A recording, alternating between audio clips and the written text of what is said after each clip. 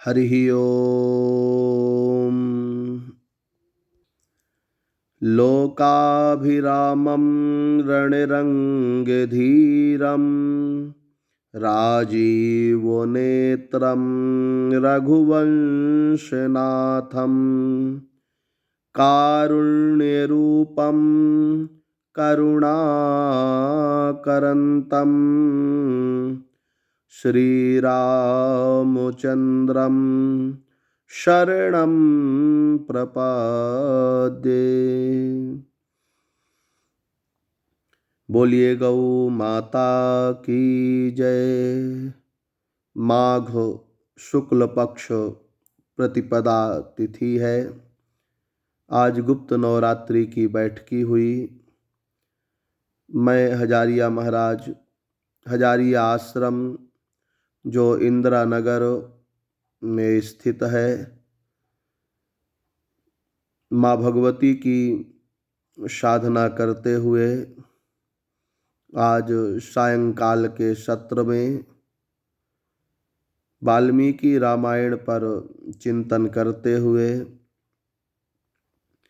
कि किस प्रकार से गुरु की कृपा से शिष्य भगवान की प्राप्ति कर लेता है, तो देवर्षि नारद जैसे गुरु हो तो निश्चित ही शिष्य को भगवान की प्राप्ति करने में कठिनाई नहीं होगी।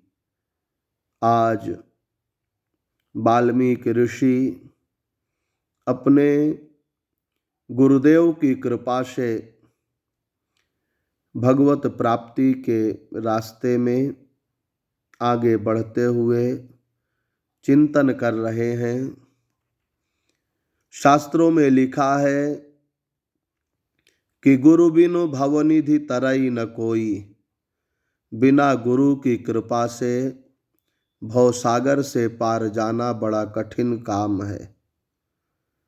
आज मैंने विचार किया कि एकांत चिंतन पर विचार करते हुए गुरु तत्व पर प्रकाश डालूं कि शिष्य कितना भी बुद्धिहीन क्यों ना हो, यदि गुरु कृपा हो जाए तो वाल्मीकि जैसे रत्नाकर डाकू भी भगवान की प्राप्ति कर लेते हैं, मार्ग बदल देते हैं। ऐसे गुरु की महिमा का दर्शन करवाऊं। श्रीमद् रामायण यद्यपि इतिहासों में श्रेष्ठ है, फिर भी व्यंग प्रधान होने के कारण महाकाव्य के समस्त गुण इसमें अक्षुण्ण हैं। ना पृष्ठः कस्यचिद ब्रूयाद, इस नियम के अनुसार महर्षि वाल्मीकि इस ग्रंथ के प्रारंभ में आचार्य नारद से समस्त कल्याण गुण सागर के विषय में इस अभिप्राय से प्रश्न करते हैं कि आचार्यादेव प्राप्ता विद्या साधिष्ठम प्रपातो। आचार्यवान पुरुषो वेद इत्यादि श्रुतियां बतलाती हैं कि जो विद्या आचार्य के मुख से प्राप्त होती है वही सफल होती है। आचार्यवान पुरुष ही परम तत्व को जानने में समर्थ होते हैं। उन्होंने आचार्य नारद से 16 गुण संपन्न महापुरुष के विषय में प्रश्न किया।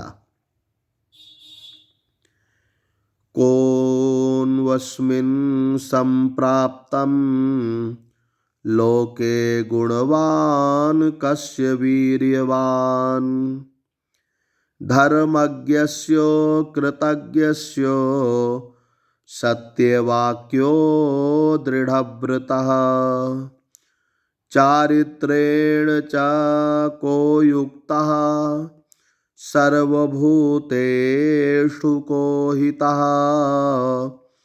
विद्वान् कः कः समर्थस्य कस्यैकप्रियदर्शनः आत्मवान् को जितक्रोधो द्वितीमान् को न सूयकः कस्य विभव्यति देवास्य जातरोषस्य संयुगे। 16 गुणों से संपन्न महापुरुष भगवान श्री राम के विषय में वाल्मीकि जी प्रश्न करते हैं कि वर्तमान काल में इस लोक में गुणवान, वीर्यवान, धर्मज्ञ, कृतज्ञ, सत्यवक्ता, चारित्र्य संपन्न, संपूर्ण प्राणियों का कल्याण करने वाले, विद्वान, सामर्थ्यवान, समस्त प्राणियों को देखने में प्रिय लगने वाले, आत्मवान, धैर्यवान, कांतिमान, क्रोध पर विजय प्राप्त करने वाले, किसी की निंदा नहीं करने वाले तथा जिसके संग्राम में क्रुद्ध हो जाने पर देवता भी डरते हों, ऐसे महापुरुष कौन हैं? तपः स्वाध्याय निरतम तपस्वी वाग्विदाम्बरम् नारदं परिप्रपच्छ वाल्मीकिर्मुनिपुंगवम्। इस श्लोक में देवर्षि नारद के 3 गुणों के बारे में बतलाया गया है। पहला गुण है तपः स्वाध्याय निरत हैं, अर्थात वे तपस्या एवं वेद के अर्थों के चिंतन में सदा संलग्न रहते हैं। तपः शब्द का ज्ञान का भी वाचक है। स्वाध्याय तपः प्रधान है। आचार्य नारद उसमें सदा संलग्न रहते हैं। दूसरी उपाधि मिली वाग्विदाम्बरम, अर्थात वे वेदार्थों को जानने वालों में सर्वश्रेष्ठ हैं। तीसरा गुण है मुनिपुंगवम, परम तत्व का मनन करने वालों में श्रेष्ठ हैं। देवर्षि नारद इन तीनों विशेषणों के द्वारा देवर्षि नारद में आचार्योपयोगी समस्त गुणों की संपूर्ति बतलाई गई है। वे सत संतान प्रसूत एवं वेदार्थों के श्रवण मनन एवं निदिध्यासन से युक्त हैं। इस श्लोक के तपस्वी एवं वाल्मीकि इन 2 पदों के द्वारा अधिकारी शिष्य का निर्देश किया गया है। महर्षि वाल्मीकि ने इतनी तपस्या की थी कि उनके शरीर पर दीमकों ने अपना घर बना लिया था। वे प्रचेता वरुण के 10वें पुत्र हैं। शिष्य को भी तपस्वी होना आवश्यक है। तपस्वी महर्षि वाल्मीकि जी ने नारद जी की पूजा की और उनसे प्रश्न उपर्युक्त किया। इस अर्थ की अभिव्यक्ति श्लोक के परिप्रपच्छ शब्द से होती है। परि उपसर्ग यहाँ पूजा के अर्थ में प्रयुक्त हुआ है। दर्शन करें, परि उपसर्ग के अनेक अर्थ होते हैं, पर यहाँ पर जो श्लोक में परि उपसर्ग है, दर्शन करें। परिहि समन्ततो भावो व्याप्ति दोष कथा सुचा भाषाश्लेषे पूजने चा वर्जने वचने शुभे। इस कोश वाक्य के अनुसार परिशब्द का पूजन भी एक अर्थ होता है। इस तरह परिप्रपच्छ का अर्थ है पूजन पूर्वक प्रश्न किया। संपूज्य प्रपच्छ आचार्यों के सन्निकट में तत्व जिज्ञासा का यही क्रम है। पहले आचार्य को प्रणाम करें, उनकी सेवा करें और सेवा से प्रसन्न हुए आचार्य की सन्निधि में प्रश्न करके तत्व ज्ञान प्राप्त करें। गीता में भगवान श्री कृष्ण स्वयं कहते हैं, तद विद्धि प्रणिपातेन परिप्रश्नेन सेवया उपदेक्ष्यन्ति ते ज्ञानम ज्ञानिनस्तत्वदर्शिनः। अर्थात आचार्य के सन्निकट में प्रणिपात पुरस्सर अनेक प्रश्नों को करके तथा उनकी सेवा के द्वारा परम तत्व को जाने।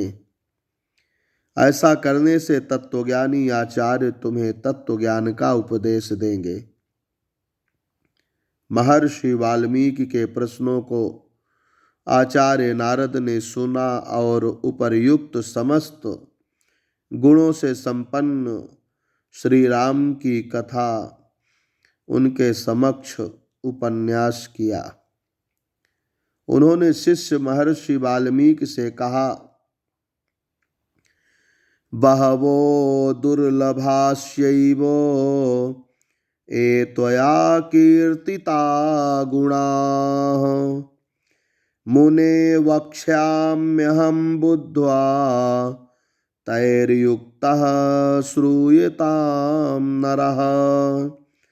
इक्ष्वाकुवंश प्रभवो रामो नाम जनैः श्रुतः। अर्थात हे मुने, आपने जिन अत्यंत दुर्लभ तथा अपरिच्छिन्न गुणों के विषय में पूछा है, मैं अपने ध्यान के द्वारा जानकर उन सबों से युक्त मानव को बतला रहा हूँ, उसे आप सुने। इक्ष्वाकु वंश में उत्पन्न होने वाले राम को ही लोगों ने सुना है, वे ही उन समस्त गुणों से युक्त हैं। इस राम शब्द की व्युत्पत्ति अनेक प्रकार से बतलाई गई है। रामायण के तिलक व्याख्याकार कहते हैं कि रमन्ते योगिनोस्मिन् इति रामः। योगी जन जिनमें रमण करते हैं उन्हें राम कहते हैं। अथवा रमयति स्वकान इति रामः, अर्थात जो अपने आश्रित जीवों को अपने में रमण कराएं उसे राम कहते हैं। रामायण शिरोमणिकार भी राम शब्द की अनेक प्रकार की व्युत्पत्ति बतलाते हैं। रेण रामवाचक महामंत्र रूप रकारोच्चारेण अमित आश्रित हृदयं प्राप्नोति इति रामः। अर्थात राम के वाचक महामंत्र स्वरूप रकार का उच्चारण करने मात्र से जो स्वाश्रित जीवों के हृदय में प्रवेश करते हैं उन्हें राम कहते हैं। इस व्युत्पत्ति के द्वारा श्री राम के सौशील्य आदि गुणों की अभिव्यक्ति होती है। रेण रकारोपलक्षित परशुरामादिना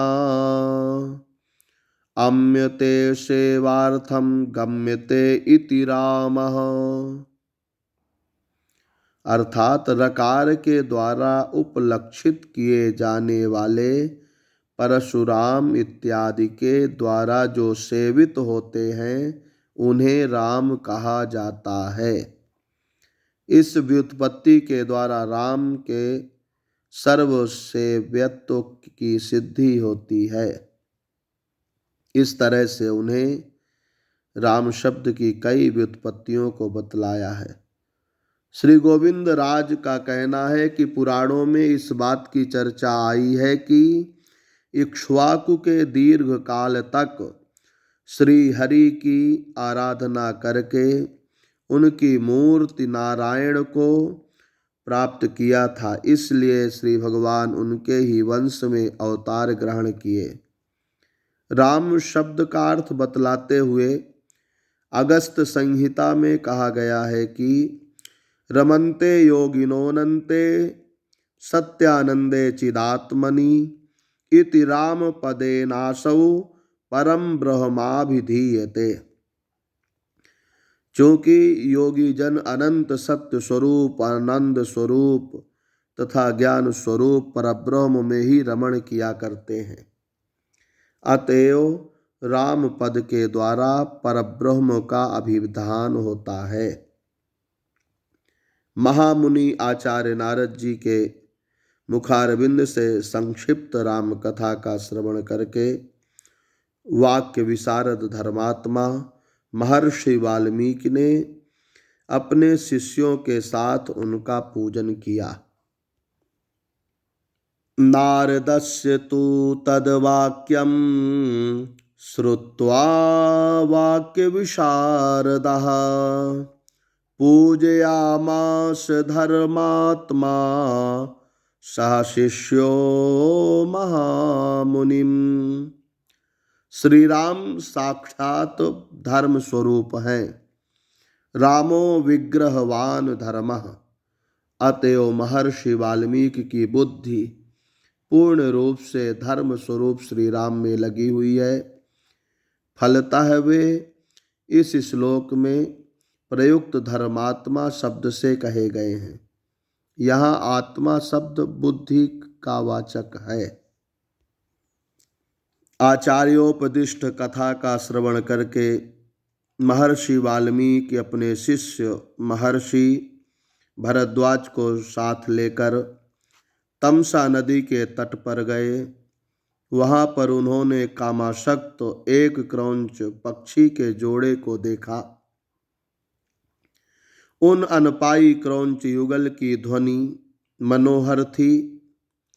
महर्षि के सामने एक पापी व्याध ने पुरुष क्रौंच पक्षी को बाण से बेध दिया।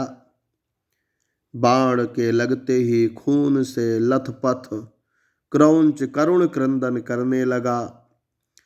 इस समय दर्दनाक दृश्य को देखकर महर्षि का मन करुणा से भर गया और उनके मुख से लौकिक सरस्वती की आद्य छंदोबद्ध वाणी प्रस्फुटित हो गई। मा निषाद प्रतिष्ठां त्वं गमः शाश्वती समाः यत क्रौंच मिथुनादेको मावधीः काम मोहितम्। अरे निषाद, तुम्हें अनंत काल तक प्रतिष्ठा प्राप्त ना हो, क्योंकि तुमने इस क्रौंच युगल में से एक का वध कर दिया है जो काम मोहित था। काम मोहित और अतृप्त जीव का वध करना घोर पाप है। श्री रामायण के व्याख्याकारों ने इस श्लोक की व्याख्या अनेक प्रकार से की है। प्रत्यक्षतः तो इस श्लोक में महर्षि ने बहेलिये को शाप दिया है, किंतु गोविंद राज का कहना है कि ब्रह्मा जी की कृपा से महर्षि वाल्मीकि के मुख से निकला हुआ यह श्लोक केवल शाप परक ही नहीं है, अपितु श्री भगवान का मंगलानुशासन स्वरूप भी यह श्लोक है। गोविंद राज जी इसका अर्थ इस प्रकार करते हैं। इंदिरा लोक माता माँ, इस कोश वाक्य के अनुसार माँ लक्ष्मी का साक्षात नाम है। उनके पति भगवान श्रीनिवास ही माँ निषाद हैं। माँ निषाद शब्द का संबोधन रूप भी है। माँ निषाद अर्थात हे लक्ष्मी पते, आप अनंत काल पर्यंत प्रतिष्ठा को प्राप्त करें, क्योंकि आपने रावण एवं मंदोदरी रूपी राक्षस युगल में एक काम मोहित होकर सीता का अपहरण करने वाले रावण का वध किया है। रावण का वध करके आपने त्रैलोक की रक्षा की है, अतएव आप अनंत काल तक विजयी रहें। अपने मुख से निकली हुई वाणी को सुनकर महर्षि को स्वयं आश्चर्य होने लगा। उन्होंने अपने शिष्य भरद्वाज मुनि से कहा, पादबद्धोक्षर समः तंत्रीलयो समन्वितः शोकार्तस्य प्रवृत्त्यो मे श्लोको भवतु नान्यथा। अर्थात मुझ शोक से पीड़ित के मुख से निकला हुआ वाक्य चरणबद्ध है। इसके प्रत्येक चरण में समान 8-8 अक्षर हैं। इसे वीणा के लय पर भी गाया जा सकता है। अतएव यह मेरा वाक्य श्लोक रूप हो जाए। यदि ऐसा ना हो तो ना होए। महर्षि की बातों का समर्थन करके उनके शिष्य श्री भरद्वाज जी ने कहा कि गुरुदेव, अब हम सब आश्रम चलें। भरद्वाज जी के कहने पर वाल्मीकि ऋषि अपने आश्रम लौट आए। जब वे अन्य बातों को कर रहे थे, उसी समय वहां पर आज गाम ततो ब्रह्मा लोक कर्ता स्वयं प्रभु चतुर्मुखो महातेजा द्रष्टुम तम मुनि पुंगवम। संपूर्ण जगत के सृष्टा, सर्वसमर्थ, महातेजस्वी चतुर्मुख ब्रह्मा जी मुनि श्रेष्ठ महर्षि वाल्मीकि से मिलने के लिए स्वयं आ गए। ब्रह्मा जी को देखकर आश्चर्यचकित महर्षि हाथ जोड़कर खड़े हो गए और उनकी पूजा की। कुशल प्रश्न के पश्चात आसन पर बैठकर ब्रह्मा जी ने महर्षि को भी बैठने का आदेश दिया। ब्रह्मा जी एवं महर्षि वाल्मीकि के बैठने के पश्चात महर्षि का करुणाक्रांत मन क्रौंची के रुदन एवं अपने मुख से निकले हुए वाक्य में ही लगा हुआ था। यह देखकर ब्रह्मा जी ने जोर से हंसते हुए कहा, श्लोक स्वास्त्वयं बद्धो नात्र कार्या विचारणा मच्छन्दा देवते ब्रह्मन् प्रवत्तेयं सरस्वती।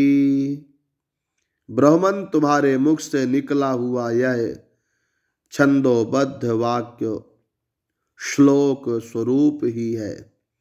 इसके विषय में तुम्हें कोई अन्यथा विचार नहीं करना चाहिए। मेरे संकल्प से ही तुम्हारे मुख से ऐसी वाणी निकली है। तुमने नारद जी के मुख से जैसा सुना है, उसी प्रकार श्री रामचरित का निबंधन करो। तुम्हें श्री राम, सीता, लक्ष्मण तथा राक्षसों के संपूर्ण चरित्र अज्ञात होने पर ज्ञात हो जाएंगे। नाते वाग्नृता काचित काव्येत्र भविष्यति। इस काव्य में तुम्हारी कोई भी वाणी असत्य नहीं होगी। श्लोकबद्ध राम कथा का निबंधन करो। पृथ्वी पर जब तक पर्वत रहेंगे, नदियां रहेंगी, तब तक संसार में रामायण की कथा चलती रहेगी। इस प्रकार से ब्रह्मा जी कह करके अपने लोक को चले गए। इधर महर्षि वाल्मीकि के मन में आया, कृत्स्नं रामायणं काव्यम ईदृशैः करवाण्यहम्। इस प्रकार के श्लोकों से ही मैं संपूर्ण रामायण का प्रणयन करूँगा। इसके पश्चात महर्षि के अंतर्मन में श्री रामचरित्र का उद्रेक होने लगा। उन्होंने श्री रामचरित का समाधिस्थ होकर साक्षात्कार किया और श्रीमद् रामायण के रूप में परिणित किया। रघुवंशस्य चरितं चकार भगवान मुनि। आचार्य नारद के द्वारा प्रोक्त क्रम के भगवान वाल्मीकि मुनि ने श्री रामचरित का निबंधन किया।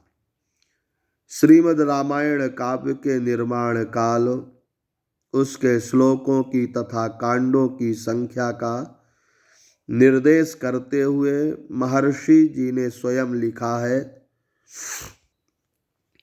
प्राप्त राजस्य रामस्य वाल्मीकिर्भगवान् ऋषिः चकार चरितं कृत्स्नं विचित्र पदमर्थवत् 24,000 श्लोकानामुक्तवान् ऋषिः तथा सर्गशतान् पंच षट्काण्डानि तथोत्तरम्। जब भगवान श्री राम वन से लौटकर राज्य करने लगे थे, उसके पश्चात भगवान महर्षि वाल्मीकि ने विचित्र पदों एवं अर्थों से युक्त संपूर्ण रामायण काव्य का प्रणयन किया। इसमें महर्षि जी ने 24,000 श्लोकों, 500 सर्गों, 6 कांडों एवं उत्तर कांड का निबंधन किया। रामायण काव्यों का निबंधन हो जाने के पश्चात महर्षि वाल्मीकि को चिंता थी कि इसका प्रयोग कौन करेगा। उसी समय मुनि के वेश में रहने वाले लव एवं कुश ने आकर महर्षि जी को प्रणाम किया। महर्षि वाल्मीकि जी शिष्य का चयन कर रहे थे कि किसे मैं अपना ग्रंथ सौंपूं। तस्य चिन्तयमानस्य महर्षेर्भावितात्मनः अग्रहणीतां ततः पादौ मुनिवेशौ कुशीलवौ। महर्षि वाल्मीकि श्री रामचरित्र का चिंतन करने के कारण भावितात्मा हो गए हैं। उनका अंतःकरण शुद्ध हो गया है। अतएव उनके समक्ष तत्काल मुनिवेशधारी राजकुमार जो रघुवंश में उत्पन्न हुए हैं उपस्थित हुए और उन्हें सादर प्रणाम किया। उन दोनों राजकुमारों को देखते ही महर्षि की सारी चिंता समाप्त हो गई। वे दोनों महर्षि वाल्मीकि के शिष्य हैं। वेदों तथा वेदांगों में पारंगत हैं, यशस्वी हैं। दोनों यमज भाई हैं। उसी आश्रम में निवास करते हैं तथा उनका स्वर भी अत्यंत आकर्षक है। इसके साथ ही वे कुशाग्र बुद्धि हैं। कुशीलवौ तु धर्मज्ञौ राजपुत्रौ यशस्विनौ भ्रातरौ स्वरसम्पन्नौ ददर्शाश्रमवासिनौ सातु मेधाविनौ दृष्ट्वा वेदेषु परिनिष्ठितौ। इन दोनों अपने शिष्यों को देखकर महर्षि ने मन में निश्चय कर लिया कि मेरे ये ही शिष्य रामायण का अभ्यास करेंगे। इन दोनों ने दोनों से अच्छा कोई भी इस कथा का दूसरा अधिकारी नहीं हो सकता है। ये दोनों वेदाध्ययन कर चुके हैं। श्री रामायण तो वेदों की व्याख्या है, अतएव ये ही दोनों इस श्री राम कथा को धारण कर सकते हैं। ऐसा सोचकर महर्षि वाल्मीकि ने उन दोनों को श्री रामायण काव्य का अभ्यास कराया। रामायणं काव्यं कृत्स्नं सीतायाश्चरितं महतो पौलस्त्यो वधमित्येव चकार चरितव्रतः। महर्षि वाल्मीकि चरितव्रत हैं, अर्थात श्री रामायण के प्रणयन का व्रत ले चुके हैं। उन्होंने श्री रामायण नामक महाकाव्य का प्रणयन किया। इस काव्य का प्रधान फल रावण का वध है। इस महाकाव्य में सीता का महान चरित्र विस्तार से वर्णित है। इस काव्य की विशेषता है कि यह पढ़ने तथा गाने में मधुर है। यह द्रुत है, विलंबित है तथा मध्य, इन तीनों प्रमाणों एवं 7 स्वरों से युक्त है। अतएव इसे वीणा के लय पर भी गाया जा सकता है।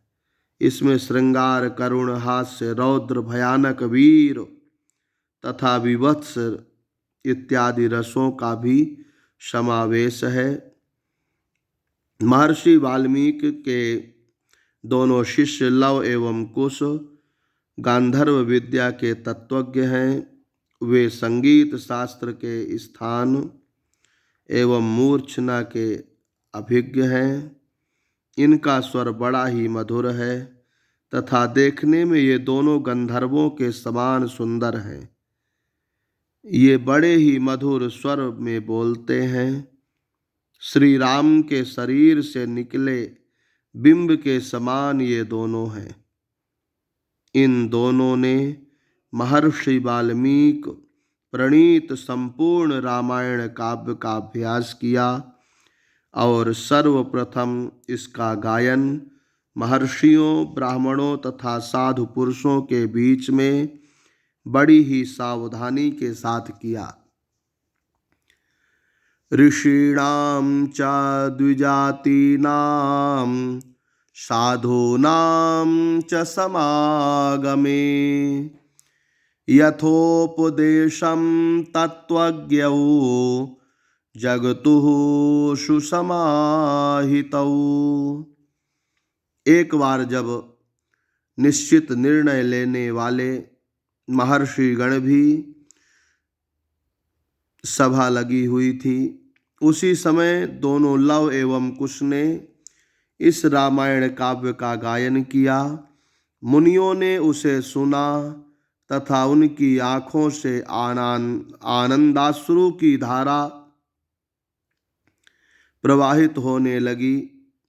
आश्चर्यचकित महर्षियों ने उन दोनों का साधुवाद किया। प्रसन्नता पूर्वक सबों ने उन दोनों गायकों की प्रशंसा की।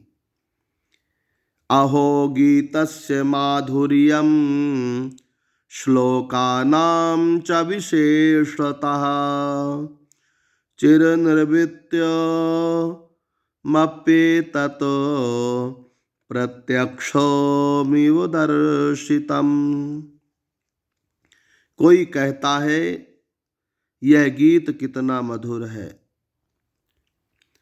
विशेष रूप से इसके श्लोक कितने मधुर हैं। यद्यपि इसकी कथा बहुत पहले बीत चुकी है, फिर भी लगता है जैसे सामने खड़े देख रहे हों। उस सभा में वे दोनों गायक लव कुश भाव विभोर होकर गाते थे और महर्षि जन उनकी प्रशंसा कर रहे थे। प्रसन्न होकर किसी मुनि ने उन्हें कलश दे दिया, किसी ने पहनने के लिए बलकल दिया, किसी ने काला मृग चर्म दिया, किसी ने कमंडलू दिया, तो किसी ने मौजी मेखला दी, किसी ने उन्हें यज्ञ पात्र दिया, तो किसी ने उनके दीर्घ आयुष्य की कामना की। सभी सत्यवादी मुनियों ने उन दोनों को अनेक प्रकार का वरदान दिया। इन दोनों गायकों की प्रशंसा चारों ओर हो रही थी। यह आशीर्वाद का फल है, गुरु कृपा है। बोलिए श्री सद्गुरुदेव भगवान की जय। आज गुप्त नवरात्रि बैठकी की साधना क्रम के बाद एकांत चिंतन का यहीं पर विश्राम करते हुए मैं अब पुनः समाधि की ओर बढ़ रहा हूँ। सभी भक्तों के कल्याण के लिए हजारिया आश्रम जो इंदिरा नगर में स्थित है, केंद्रीय विद्यालय के बगल में है, विगत 16 वर्षों से लगातार साधना करता हुआ मैं आश्रम में विश्व की मंगल कामना करता हुआ, राष्ट्र की मंगल कामना करता हुआ माँ भगवती से प्रार्थना करता हूँ कि किसी भी प्रकार की कोई आपदा, किसी भी प्रकार का कोई संकट हमारे देश में, विश्व में ना आए। वसुधैव कुटुंबकम की भावना को लेकर के मैं माँ भगवती आदिशक्ति से प्रार्थना करता हूँ, राघवेंद्र सरकार से प्रार्थना करता हूँ। और गौ माँ, जब भी पृथ्वी पर संकट आता है तो पृथ्वी गौ का रूप धारण करके भगवान से प्रार्थना करती हैं और भगवान ही गौ की वाणी को सुन करके हम सब भक्तों की रक्षा करते हैं। इसलिए मैं निवेदन करूँगा कि हम सबको गौ सेवा भी करनी चाहिए। बोलिए गौ माता की जय।